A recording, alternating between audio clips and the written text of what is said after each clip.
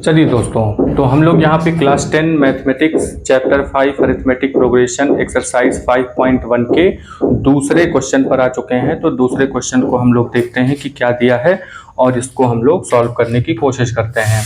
तो write first four term of the AP when the first term a and the common difference d are given as follows. यानी कि हमें यहाँ पे first four term दिया हुआ है, मतलब फर्स्ट फोर टर्म हमें निकालना है और एपी बनाना है। तो एपी वर्ड जैसे ही आपके एग्जाम में आएगा वैसे ही आप यहाँ पे general form of arithmetic progression याद करेंगे। ठीक है, तो general form of arithmetic progression हम ध्यान रखेंगे और फोर टर्म हमें निकालना है। तो general form of arithmetic progression क्या है, पहले ये कुछ बातें देख लेते हैं।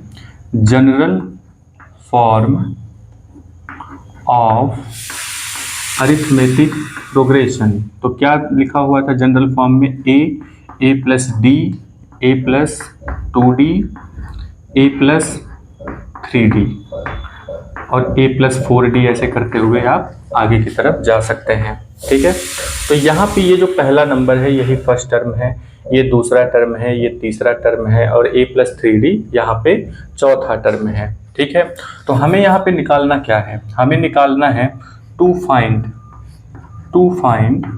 क्या फाइंड आउट करना है हमें फाइंड आउट करना है a1, a2, a3 और a4। ठीक है, तो a1 यहाँ पे a है, a2 यहाँ पे a प्लस d है और a3 यहाँ पे a प्लस 2d है और a4 यहाँ पे a प्लस 3d है।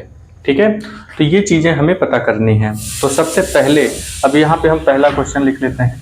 ठीक है, तो फर्स्ट क्वेश्चन यहाँ पे लिखा हुआ है, अब इसी को आगे लगाने की कोशिश करते हैं, देखते हैं कि क्या निकल करके आता है। ठीक, तो फर्स्ट नंबर पे आते हैं। तो फर्स्ट नंबर पे दिया है a is equal to 10 and d is equal to 10। a equal to भी 10 है और d इक्वल टू भी 10 है। तो यहाँ पे लिखेंगे टू फाइंड, क्या लिखना है, टू फाइंड। सबसे पहले आप गिवन की चीज़ें लिखेंगे, उसके बाद टू फाइंड। तो हमें क्या फाइंड आउट करना है, a1, a2 second term, a3 third term और a4 फाइंड आउट करना है। तो चलिए a1 के बारे में बात करते हैं। तो a1 तो ये फर्स्ट टर्म ही होता है, ठीक है, जो कि 10 है, ये लिख लिया हमने। अब यहाँ पे अगर हम a2 की बात करें तो वो क्या होगा, a प्लस डी, a2 क्या हो जाएगा, a प्लस डी, यानी कि a की जगह पे 10 लिखेंगे प्लस d की जगह पे 10 लिख देंगे, तो कितना आ जाएगा 20। इसके बाद a3 की अगर हम बात करें तो a3 का मतलब क्या है, a प्लस 2d, a3 का मतलब क्या है, a प्लस 2d। तो a की जगह पे लिखेंगे 10, a पहले लिखा है तो पहले 10 लिखेंगे, फिर प्लस लिखा है प्लस लिखेंगे, 2 लिखा है 2 लिखेंगे, ब्रैकेट लगाएंगे, d की जगह पे क्या लिख देंगे 10, d की जगह d की वैल्यू लिख देंगे। तो 10 2 जा 20 हो जाएगा और 20 और 10 मिलके कितना हो गया 30। ठीक है, अब नेक्स्ट नंबर पे आते हैं a4। तो a4 यहाँ पे निकालते हैं, a प्लस, तो कितना हो जाएगा, एक तो यही हो गया, बाकी 3d हो गए। तो 3d यानी 3 टर्म यहाँ हो गया, एक टर्म ये हो गया, कुल मिला के a4 हो गए।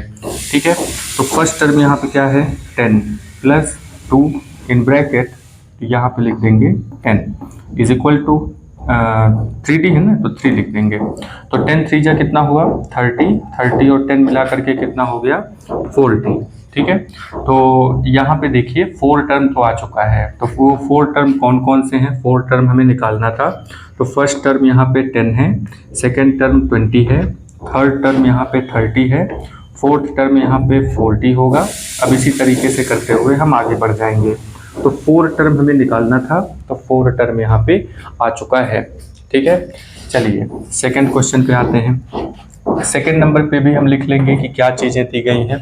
तो a इक्वल टू कितना है, a इक्वल टू -2 है और d इक्वल टू कितना है, d इक्वल टू यहाँ पे 0 है, d इक्वल टू कितना है 0। ठीक है, तो हमें क्या निकालना है, टू फाइंड। सबसे पहले लिखेंगे कि टू फाइंड, हमें क्या फाइंड आउट करना है, हमें फाइंड आउट करना है a1 फिर a2 a3 और a4, है ना, ये इतना फाइंड आउट करना है।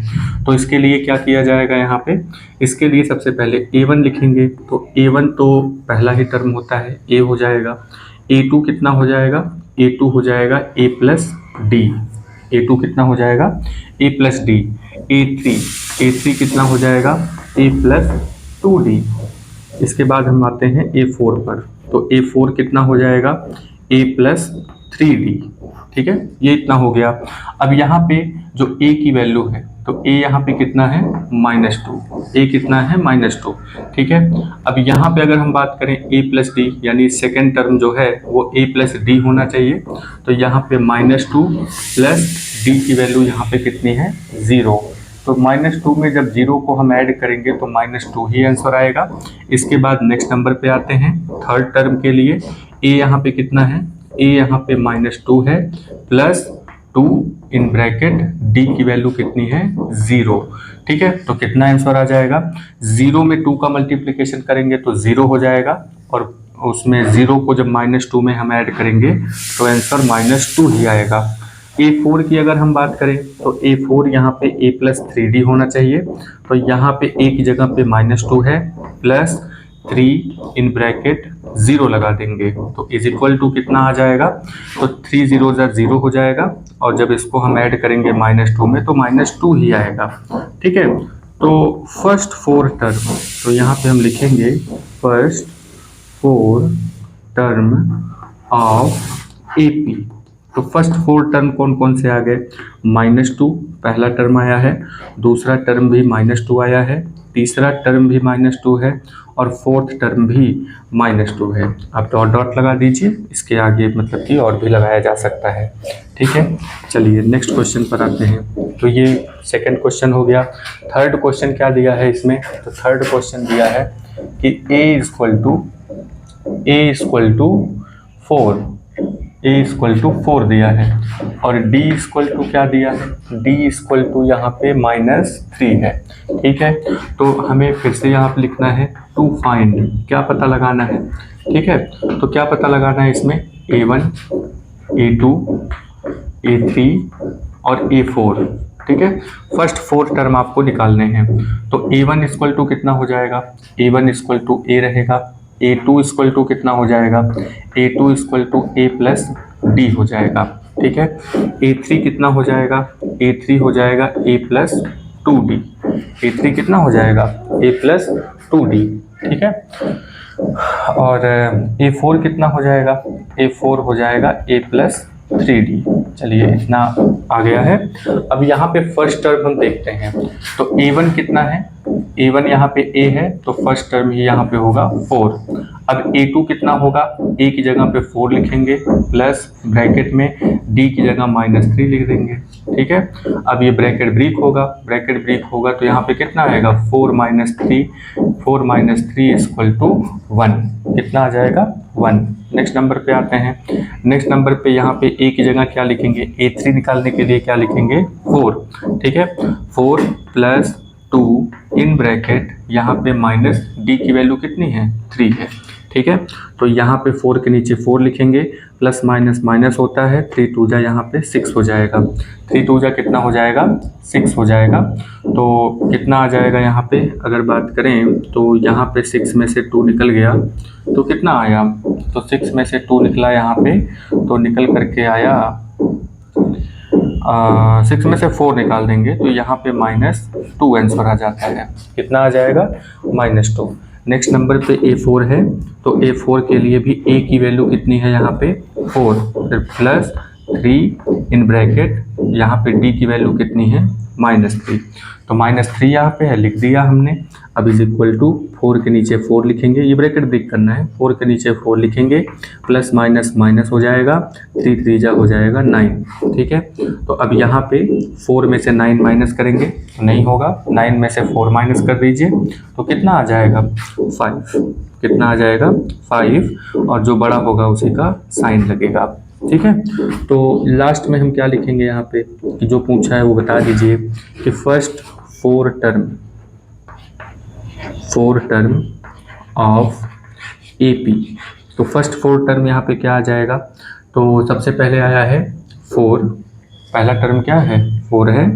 ठीक है, सेकंड टर्म क्या है 1, इसके बाद थर्ड टर्म कितना आया है, थर्ड टर्म आया है -2, और यहाँ पे फोर्थ टर्म आया है -9।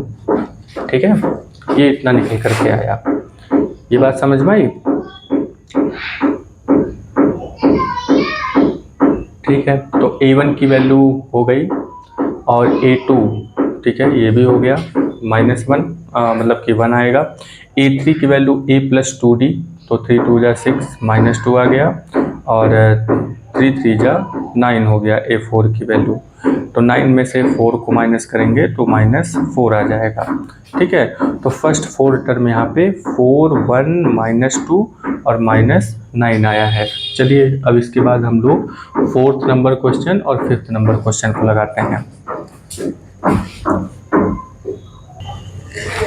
अच्छा, एक बच्चे ने कहा कि यहाँ पे गड़बड़ हो गया है, तो कहाँ गड़बड़ हुआ है? यहाँ -9 लिख दिया है हमने, जबकि यहाँ पे आंसर तो -5 आया है ना, तो ये -5 रहेगा। ठीक है, वेरी गुड। चलिए ये इतना हो गया। तो 4 1 -2 और -5, ये इसका एक सीरीज बना और इसमें फर्स्ट 4 टर्म आपके यही निकल करके आएंगे। अच्छा, इसके आगे आप डॉट डॉट भी लगा दीजिए, क्योंकि अब ये अनलिमिटेड इस तरीके से आप फाइंड आउट कर सकते हैं, चाहे जितना टर्म फाइंड कर सकते हैं। ठीक है, तो चलिए इसको इरेज करते हैं, 4th और 5th नंबर क्वेश्चन पर आते हैं। चलिए बाबू, अब हम लोग 4th नंबर क्वेश्चन में आते हैं। तो 4th नंबर में सबसे पहले हम लोग लिख लेंगे कि क्या क्या चीज़ें हमारे पास अवेलेबल हैं, यानी कि क्या क्या चीज़ें दी गई हैं।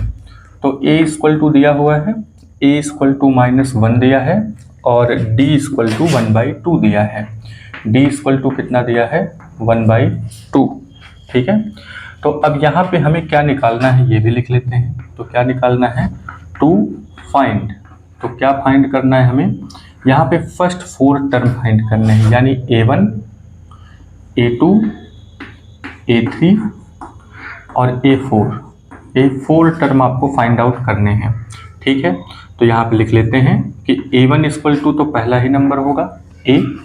ठीक है, A2 कौन सा नंबर होता है? A2 नंबर होता है A+D। ठीक है, A3 कौन सा हो जाएगा? A3 हो जाएगा A+2D। ठीक है, A+2D। इस तरीके से फ्रेम आप जरूर कर लीजिएगा, फ्रेम बना करके करेंगे तो आप इजीली सारे क्वेश्चन को कर लेंगे। ठीक है, नेक्स्ट नंबर पे तो A3 यहाँ पे हो गया, A4 भी लिख लेते हैं। A4 कितना होगा? A+3D। चलिए ये फ्रेम हमने बना लिया।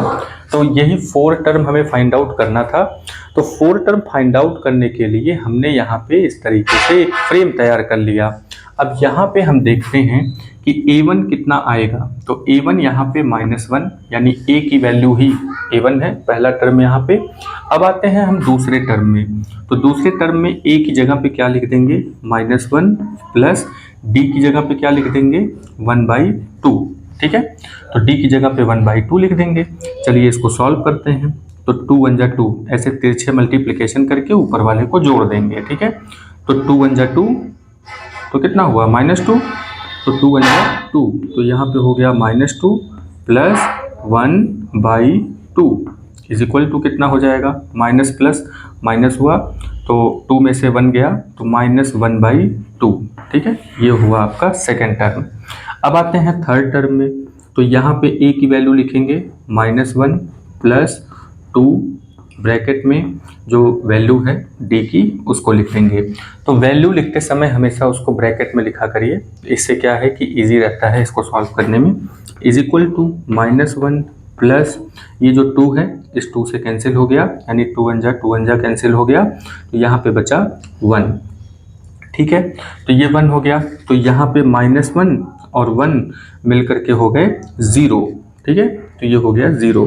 तो ये आया आपका थर्ड टर्म। अब आते हैं फोर्थ टर्म में। तो फोर्थ टर्म में यहाँ पे क्या दिया है? यहाँ पे A की वैल्यू -1 लिखेंगे प्लस 3 इन ब्रैकेट D की वैल्यू 1/2 है, जो कि यहाँ पे दिया हुआ है।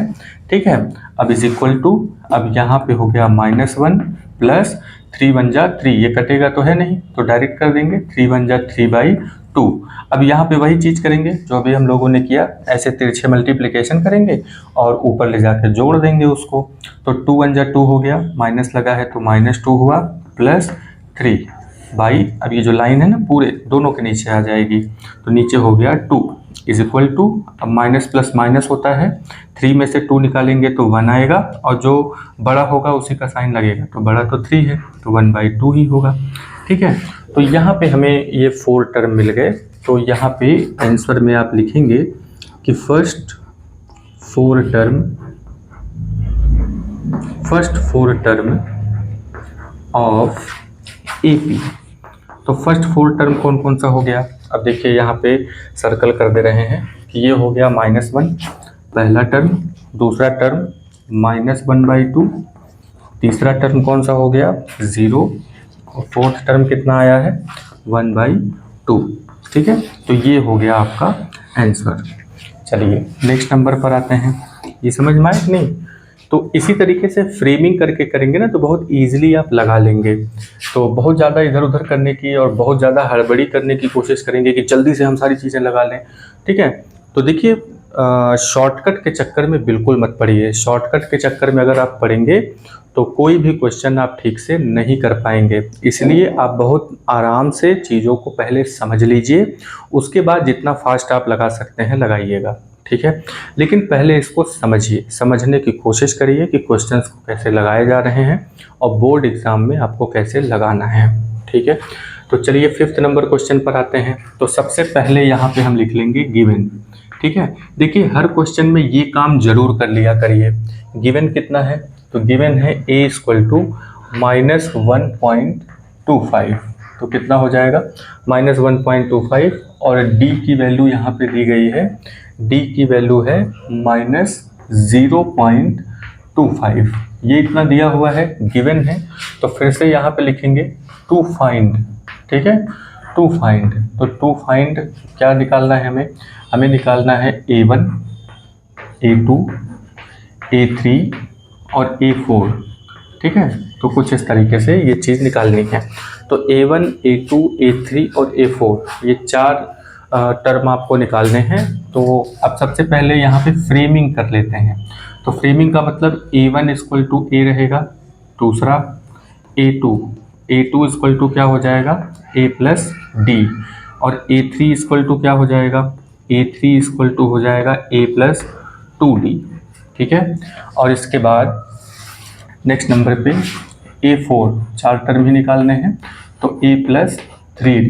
ठीक है, तो ये हो गई फ्रेमिंग। अब इसमें हम वैल्यूज़ को रखते हैं और आपको वो 4 नंबर यानी कि जो 4 टर्म है 4 टर्म्स ऑफ द AP आप फाइंड आउट बहुत ईजिली कर लेंगे। तो यहाँ पे फर्स्ट टर्म जो है वो -1/25 है, तो ये तो फर्स्ट टर्म यही रहेगा। सेकेंड टर्म पर आते हैं, तो फर्स्ट जो लिखा हुआ है उसको लिख देंगे, A की वैल्यू 1.25 है, लिख दिया हमने, प्लस ब्रैकेट में यहाँ पे रखेंगे चीज़ों को, तो D की वैल्यू कितनी है -0.25। ठीक है, कुछ इस तरीके से इज इक्वल टू, अब यहाँ पे कितना होगा, ब्रैकेट को ब्रेक करते हैं, तो -1.25 प्लस माइनस माइनस हुआ -0.25। ठीक है, अब देखिए यहाँ पे डेसिमल वाला एडिशन है। बहुत सारे बच्चे जो है इसमें भी कंफ्यूज रहते हैं कि डेसिमल वाले एडिशन को कैसे करें या मल्टीप्लिकेशन को कैसे करें। तो उनके लिए भी हम यहाँ पे आपको बता दे रहे हैं कि किस तरीके से होगा। देखो माइनस माइनस क्या होता है, प्लस होता है, और जो बड़ा होगा उसी का साइन लगेगा। पहले साइन डिसाइड कर लेते हैं। तो यहाँ पे ये बड़ा है 1.25 है, तो माइनस का साइन लगेगा। अब देखते हैं यहाँ पे कितना आता है। ऐड आपको करना है 1.25, तो पॉइंट के नीचे पॉइंट आप लिखते हैं, पॉइंट के नीचे पॉइंट लिखेंगे और उसके बाद बाकी की जो चीज़ लिखी है उसको लिख देंगे। अब आप कहेंगे कि 0 कहाँ गया, तो 0 भी लिख दो भैया, है ना। तो 5 कितना हुआ 10, 0 1 बच गया, 2 2 4 प्लस 1 5 हो गया। ठीक है, पॉइंट के नीचे पॉइंट लगाएंगे, 1 में 0 ऐड करेंगे तो 1 आएगा, तो 1.5 यहाँ पे कितना आ गया 1.50। तो ये आपका सेकेंड टर्म है। ठीक है, अब ये सर्कल में इसलिए कर दे रहे हैं क्योंकि पिछली बार क्या है ना कि एक उसमें दूसरा नंबर लिख दिए थे, है ना, अब जैसे लगा हुआ था तो इसमें से ये यहाँ से उठा के लिख दिया गया, इसलिए यहाँ पे हमने सर्कल कर दिया जिससे कि लिखते समय कोई दिक्कत ना हो। आगे बढ़ते हैं, तो यहाँ पे ये A जो है कितना है यहाँ पे -1.25 है, ए की वैल्यू प्लस 2 लिखा है 2 लिख देंगे, है ना। तो और डी की वैल्यू कितनी है -0.25, ये ऐसे लिख दिया हमने, ठीक है। अब इसको थोड़ा सा सॉल्व कर लेते हैं। -1.25, ठीक है, प्लस माइनस माइनस हो जाएगा। अब ये क्या है ना कि 25 और 2 का मल्टीप्लिकेशन होगा। अब इस मल्टीप्लिकेशन को भी देख लीजिए, क्योंकि डेसिमल का मल्टीप्लिकेशन इसमें भी बहुत सारे बच्चे कंफ्यूज रहते हैं। तो अब यहाँ पे 0.25 है, इसमें कितने का मल्टीप्लिकेशन करना है 2 का, ठीक है। तो देखिए आपको मल्टीप्लिकेशन नॉर्मल ही करना है, कोई बहुत ज़्यादा इसमें रॉकेट साइंस थोड़ी है। नॉर्मल मल्टीप्लिकेशन करेंगे कितना आ जाएगा, 5 2 ज़ा 10 हो गया, 0 1 बचेगा, 2 2 ज़ा 4 + 1 5 हो गया, ठीक है। अब रही बात डेसिमल की, तो आप काउंट कर लो 1 2, 2 नंबर के पहले डेसिमल लगा है तो आंसर में भी 2 नंबर के पहले डेसिमल लगा देंगे। आप इसके पहले 0 लगाना चाहो लगा लो, ठीक है, कोई दिक्कत नहीं है। तो यहाँ पे इन दोनों का मल्टीप्लिकेशन करने पे कितना आया है 0.50, ये इतना आया है, ठीक है। अब माइनस माइनस कितना होता है, प्लस होता है, तो प्लस तो करना है ना, और जो बड़ा होगा उसका साइन लगेगा, माइनस का साइन लगेगा यहाँ पे, ठीक है। तो चलिए अब इसको हम लोग प्लस करके देखते हैं। तो अभी अभी आपको प्लस करना हमने बताया, तो इसको दोबारा देख लेते हैं। तो कितना आ जाएगा यहाँ पे 1.25 यहाँ पे राइट करते हैं, फिर पॉइंट के नीचे पॉइंट राइट करेंगे 50, ठीक है। इसको प्लस करते हैं, क्योंकि माइनस माइनस प्लस होता है तो प्लस करना है। तो 5 और 0, 5 में 0 को ऐड करेंगे तो 5 ही होगा, 2 और 5 को ऐड करेंगे तो 7 हो जाएगा, पॉइंट के नीचे पॉइंट लगाएंगे, 1 के नीचे कुछ नहीं है 0, आप चाहें तो 0 लिख सकते हैं। तो 1 में 0 ऐड करेंगे तो 1 हो जाएगा, तो 1.75 यहाँ पे कितना आ गया 1.75, ठीक है। ये आपका थर्ड टर्म है, ठीक है। आगे बढ़ते हैं।